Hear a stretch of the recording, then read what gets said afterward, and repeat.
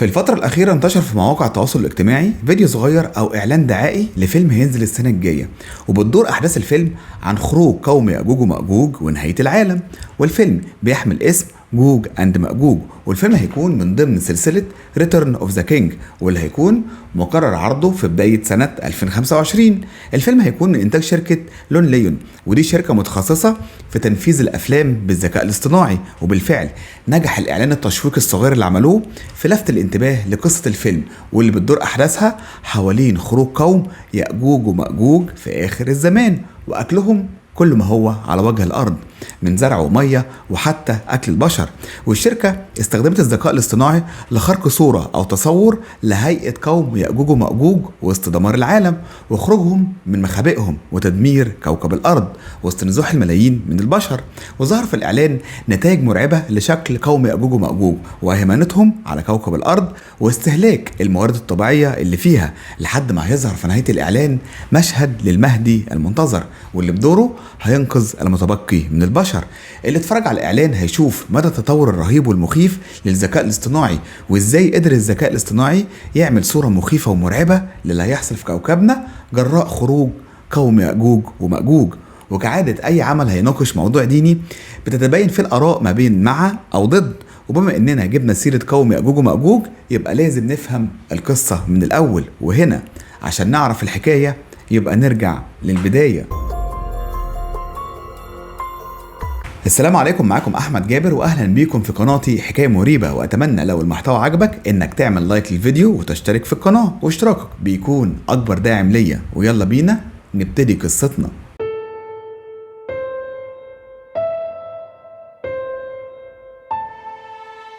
يأجوج ومأجوج هم أقوام ساكنة معانا على كوكب الأرض، وأعدادها لا يمكن أن تتخيلها. يقال أنهم قبائل كتير وأعدادهم كبيرة جدا. يكفي أن أقول لكم أن الواحد منهم ما بيموتش لحد ما يشوف 1000 واحد من ذريته. قوم يأجوج ومأجوج كانوا من أكتر الأقوام شر وفساد على وجه الأرض، وعندهم قوة مهولة وعدائية لكل اللي حواليهم. ما كانش حد بيقدر يقف قدامهم أو يوقفهم عن بطشهم وظلمهم، لدرجة أنه اتبنى بينهم وبين جيرانهم سد بيمنعهم من الخروج ليهم، وانهم لحد دلوقتي موجودين ورا السد ويظهروا مرة تانية بس في آخر الزمان. ومع خروجهم هينشروا الفساد والدمار في الأرض من جديد، وبعد قتلهم لكل البشر هيموتوا كلهم في مقتلة عظيمة، وهتكون دي من أشراط الساعة. يأجوج ومأجوج من الأقوام اللي عليها لغز مريب ومرعب، واللي خروجهم دلالة على نهاية الزمان. أرضهم اختفت عن الوجود، وموقعها إلى حد الآن مش عارفين نحدد مكانها فين بالظبط. اتقال إنها في اليابان، وبعض العلماء والباحثين قالوا إنها في الصين، وفي بعض العلماء بيقولوا إنهم مش بشر من الأساس، وإنهم عبارة عن مجرد إشعاعات نووية هتتحرر في آخر الزمان وتدمرنا كلنا. يأجوج ومأجوج ايه هي حقيقتهم، وايه هو سبب تسميتهم بالاسم ده، والاهم ايه هي قصتهم؟ يأجوج ومأجوج في زمن من الزمان كانوا عايشين ما بيننا، ولكن كانوا اقوام غليظة طباعهم غريبة عن كل القبائل اللي عايشة حواليهم. ولكن القبائل اللي كانت قريبة منهم شافوا منهم اشد انواع العذاب، وكان من جبروتهم كانوا بيخرجوا على القرى اللي حواليهم ويدخلوا عليها، وما يسيبوش اي شيء اخضر الا وكلوه، ولا حتى شيء يابس الا وشالوه ودخلوه على ارضهم.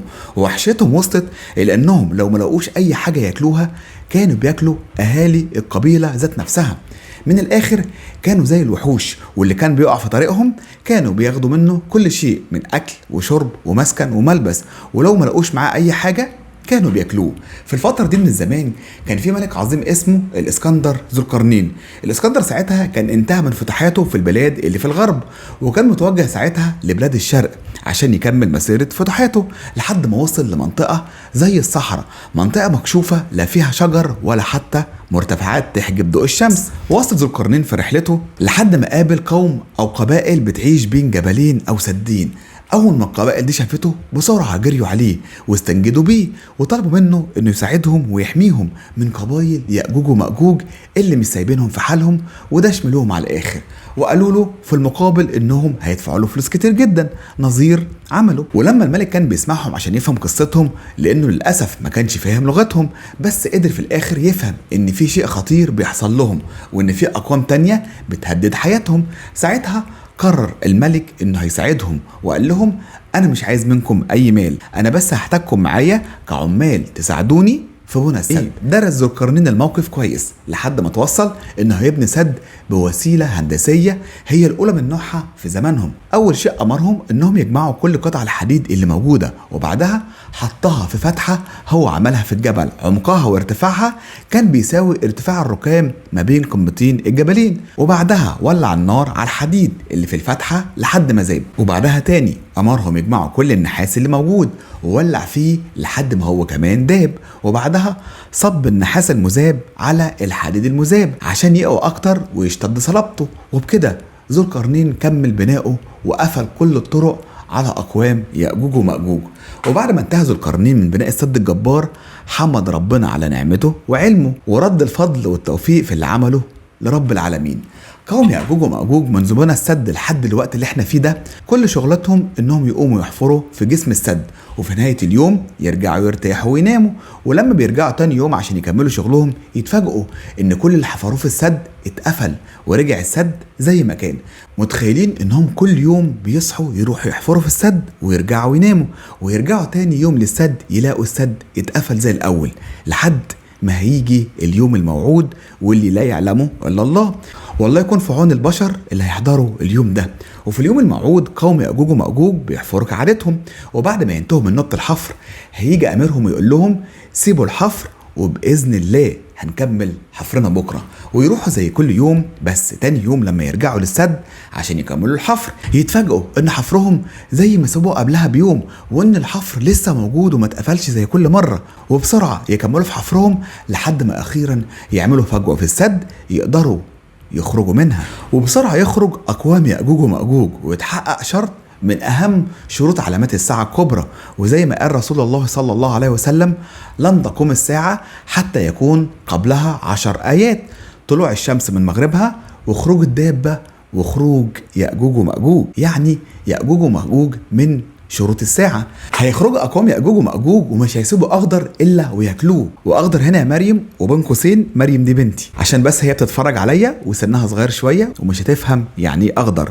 أخضر هنا يعني الزرع أو الأكل، يعني مش هيسيبوا أي زرع أو أكل إلا وهياكلوه. ومن كتر عددهم، وفي حديث شريف بيقول إنهم لو مر على بحيرة شربوها لحد ما هيجي آخر واحد فيهم ويقول البحيرة دي كان فيها مية. أي يعني من كثرة عددهم لما مر على البحيرة وشربوا منها آخر واحد فيهم ملقاش قطرة مية يشربها من البحيرة شفطوها وشربوا كل المية اللي فيها. وهتكون البحيرة المذكورة في الحديث هي بحيرة طبرية، واللي موجودة على الجزء الشمالي من مسار نهر الأردن، واللي بيبلغ طول سواحلها 53 كيلومتر وعرضها تقريبا 13 متر ومساحتها تقريبا 166 كيلومتر، وأقصى عمق ليها بيوصل ل 46 متر. لكم أن تتخيلوا حجم أعدادهم الكبيرة اللي هتعدي وتشرب بحيرة بالحجم ده. قوم يأجوج ومأجوج بسبب خروجهم وشربهم من المية وأكلهم لكل ما هو أخضر، أسعار الأكل والشرب هتغلى لأسعار فلكية، ويعملوا أزمة عالمية في الغذاء، والعالم كله هيكون في حالة رعب وهلع. وهنا هيهرب كل المسلمين ويتحصنوا في مدن بعيدة عنهم، وهيكون معاهم مواشيهم وأغنامهم وحيواناتهم، وهيحرسوها من بطش يأجوج ومأجوج لحد ما يأجوج ومأجوج هيخلصوا على كل أهل الأرض. وهنا هيجي واحد منهم ويقول لقد انتهينا من أهل الأرض فلنقتل أهل السماء. وبعدها يصوب بسهمه للسماء ويضرب بسهمه في اتجاه السماء، ويرجع السهم تاني ليه بس وهو مليان بالدم. وساعتها هيقولوا وها قد قتلنا أهل السماء. واتكلم رسولنا الكريم عن خروج يأجوج ومأجوج، والكلام ده ورد عن السيدة زينب رضي الله عنها إن النبي صلى الله عليه وسلم دخل مرة عليها وهو مفزوع وبيقول لا إله إلا الله ويل العرب من شر قد اقترب. اليوم فتح جزء من رد يأجوج ومأجوج وشاور بأصبعيه من إيده على حجم الفتحة اللي اتفتحت في الردم. فردت عليه السيدة زينب وقالت له يا رسول الله أنهلك وفينا الصالحون؟ قال نعم إذا كثر الخبث. والخبث هنا معناه الشرور والمعاصي، فكثرة المعاصي والشرور هتكون من أسباب هلاكنا. هنا سؤال هيجي ببالنا، هل يأجوج ومأجوج هيظهروا للعالم كله ولا جزء معين من العالم؟ الإجابة هنا لها شقين. الشق الأول بيقول أيوة يأجوج ومأجوج هيفسدوا في العالم كله والبشر كلهم مش هيترحموا من أذاهم. والشق التاني بيقول هو خروج يأجوج ومأجوج هيكون على المسلمين فقط، وهيكون في البلاد المباركة أو البلاد اللي ظهر فيها الأنبياء والرسل، واللي هيكون برضو فيها الملحمة الكبرى، واللي هيخرج منها الدجال، واللي برضو يحشر الناس إليها يوم القيامة، وهي بلاد الشام والجزيرة وما حولها. نرجع تاني ليأجوج ومأجوج. كده عرفنا سبب حصارهم جوه السد، وعرفنا ازاي خرجوا منه وقدروا يحفروا في حفرة ويطلعوا منها، وعرفنا كمان ازاي فسدوا في الارض وقتلوا. نيجي هنا ونوصل لنهايتهم او ازاي هيقضي عليهم. بعد ما قوم يأجوج ومأجوج يفسدوا ويقتلوا ويقفلوا اللعبة خلاص ويهرب منهم اللي لسه عايش على كوكب الارض، هنا هيقولوا اننا قضينا على اهل الارض ولم يتبقى غير أهل السماء، وهيرموا بسهامهم على السماء، وهتنزل سهامهم مرة تانية بس ملطخة بالدم. والحركة دي كانت فتنة من ربنا ليهم، وهنا هيكون انتقام ربنا شديد قوي عليهم. وبمنتهى البساطة ربنا هيرسل لهم دود، ايوه دود، والدود ده هيدخل جوه جسمهم وهيخرج من اعناقهم او زورهم، وهيفضل ياكل في جسمهم وهم عايشين لحد ما كلهم هيتقتلوا بشويه دود بعتها ليهم ربنا فياكلهم ويقتلهم. وساعتها المسلمين هيكونوا متحصنين مع سيدنا عيسى في مخابئ تحت الارض، ومش هيكونوا عارفين ايه اللي حصل لقوم يأجوج ومأجوج. وبعد فترة من الوقت هيحسوا ان في هدوء غريب، والاغرب ان في ريحة وحشة جدا هم شامينها. ساعتها هيرسلوا واحد منهم عشان يعرف ايه الاخبار بره، او قوم يأجوج ومأجوج بيعملوا ايه وليه ريحتهم بقت معفنة اكتر من الاول، عشان يتفاجئوا بالمنظر اللي هيشوفوه بره، وان كل اقوام يأجوج ومأجوج مرمية على الارض وميتة وريحتهم معفنة ومقرفة. ساعتها الراجل اللي بعتوه عشان يشوف ايه الاخبار بره بسرعة هينزل لهم وينادي في كل الناس اللي متحصنة في الخنادق ويبلغهم بكل اللي شافه. وساعتها يخرج كل البشر من جديد ويسعوا في الارض، ويخرج معاهم سيدنا عيسى اللي هيدعي ربنا انه يزيل جثثهم ويتخلص من ريحتهم العفنة اللي ملت الارض. وبالفعل هيتقبل ربنا دعاء سيدنا عيسى، وهيرسل ليهم طيور عنقها كعنق الجمال، وهتشيل جثث اقوام يأجوج ومأجوج ويرموها في اماكن لا يعلمها الا الله، ويقال برضو انها هتكون في المحيطات. وبعدها ربنا هينزل مطره على الارض عشان يغسل بها الارض من ريحة واثر قوم يأجوج ومأجوج، وترجع الارض من جديد كأنها سيدة جميلة ناصعة البياض. ثم بعدها ربنا يأمر الارض انها تنبت مرة تانية ويرد على الارض بركتها، لدرجة ان جماعة من الناس هياكلوا رمانة واحدة وهتشبعهم كلهم، وده ببركة ربنا اللي نصرها على الارض. هنا نوصل للسؤال المحير واللي بيحاول العلماء انهم يوصلوا له: ارض يأجوج ومأجوج المحبوسين فيها واللي هيخرجوا منها فين بالظبط على الكرة الارضية؟ وايه سبب تسميتهم بالاسم ده؟ ورد ذكر يأجوج ومأجوج في الإسلام والمسيحية واليهودية، وفي قصص شعبية كتير بتحكي عن أحداث خيالية ملهاش علاقة باللي جه في الكتب السماوية، خاصة اللي ذكر في القرآن الكريم والسنة النبوية. ورغم الظن بأن يأجوج ومأجوج مش من البشر، إلا أن بعض الروايات الإسلامية بتؤكد على أن يأجوج ومأجوج من ذرية آدم، وهم قبيلتان من ولد يافس ابن الترك، ويافس هو ابن النبي نوح، ولكن يبدو ان كان ليهم سطوة وجبروت. ونيجي هنا عن اسباب تسميتهم. يقال الاسم جاي من كلمة الأجيج، أي أجيج النار أو النار في عز توهجها. وفي معنى تاني للاسم، هو الاسم جاي من كلمة الأجاج وهي المياه شديدة الملوحة.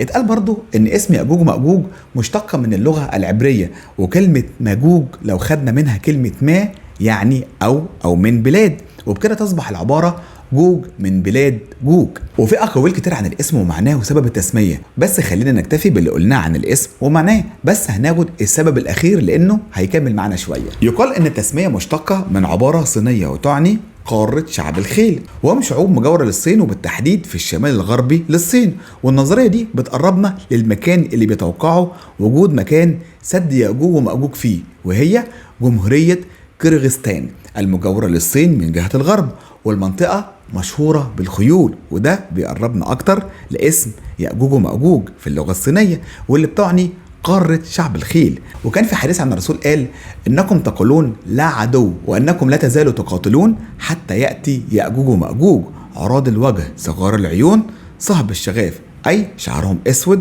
محمر شوية، ومن كل حدب ينسلون، كأن وجوههم المجان المطرقة، والمجن هنا اللي هو الترس، وتشبيه وشوشهم بالترس أو وشهم مدور. والمطرقة هنا معناها الغلظة وكثرة اللحم.